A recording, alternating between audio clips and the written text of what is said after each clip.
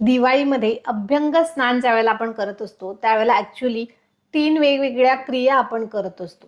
पहिली म्हणजे अभ्यंग म्हणजे संपूर्ण शरीराला तेल लावून घेणं. दुसरं म्हणजे आपण जे उटणं लावतो त्यालाच आयुर्वेदामध्ये उद्वर्तन असं म्हणलं जातं. आणि तिसरं म्हणजेच स्नान.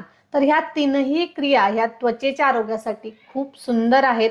त्वचेचं आरोग्य उत्तम राहायचं असेल, त्वचेवरती घामाचे किंवा इतर कुठली दुर्गंधी असेल, घाण धूळ चिकटलेली असेल, टॉक्झिन्स कलेक्ट झाले असतील स्किनच्या ठिकाणी, तर हे सगळे टॉक्झिन्स क्लिअर करण्यासाठी याशिवाय दुसरा सुंदर उपाय नाही. त्यामुळे हा जो सिक्वेन्स आहे, पहिल्यांदा अभ्यंग करायचं म्हणजे संपूर्ण त्वचेला तेल लावायचं, दुसरं म्हणजे उद्वर्तन म्हणजे जे आपलं उटणं आहे तर त्या उटण्याच्या चूर्णाने हे तेल रगडून घ्यायचं, आणि तिसरं म्हणजे मग हे उटणं तेल शरीरापासून दूर करण्यासाठी गरम पाण्याने अंघोळ करायची.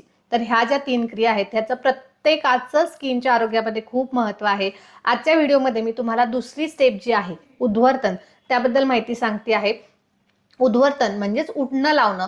तर ह्याचा उपयोग सांगण्यासाठी आयुर्वेदामध्ये एक श्लोक आलेला आहे. त्यामध्ये असं म्हटलेलं आहे की उद्वर्तनम कपहरम मेदसहा प्रविलापनम.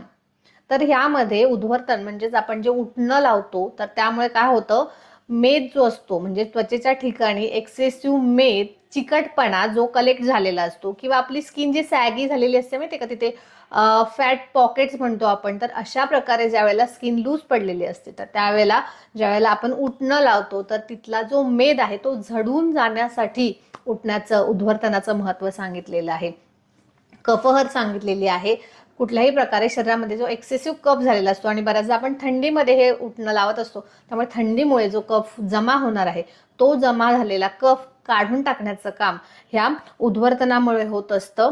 पुढचं जे सांगितलेलं आहे ते आहे स्थिरीकरणम अंगाना त्वक प्रसादकरम परम. स्थिरीकरण म्हणजे आपले जे अंग अवयव आहेत, मी जसं सांगितले की जे सॅगी स्किन आहे ना ही कमी करायची आणि त्याला स्थिर करायचं आहे. शरीराला एक व्यवस्थित आकार शेप येण्यासाठी या उठण्याचं महत्त्व आहे.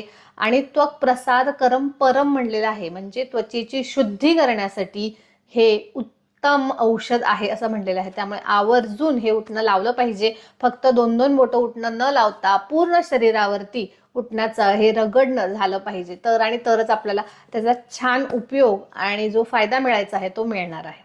व्हिडिओ आवडला असेल तर नक्की लाईक करा, शेअर करा आणि ह्या दिवाळीला शाही पद्धतीने अभ्यंग स्नान करा. आणि त्यासाठी लागणारे कंटेंट म्हणजेच अभ्यंग तेल, उटणं आणि साबण जर का तुम्हाला हवं असेल तर कमेंटमध्ये अभ्यंग स्नान लिहा. मी ते किट तुमच्यापर्यंत पोहोचवायचा प्रयत्न करेन.